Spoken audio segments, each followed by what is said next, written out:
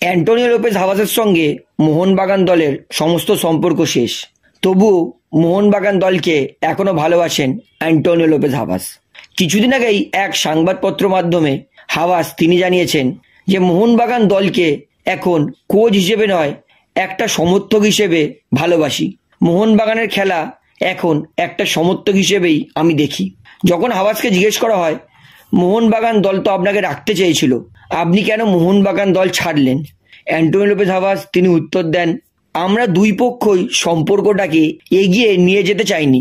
দুই পক্ষই অত্যন্ত সম্মান ও বোঝাপড়ার মাধ্যমে সম্পর্ক ছিন্ন করেছি।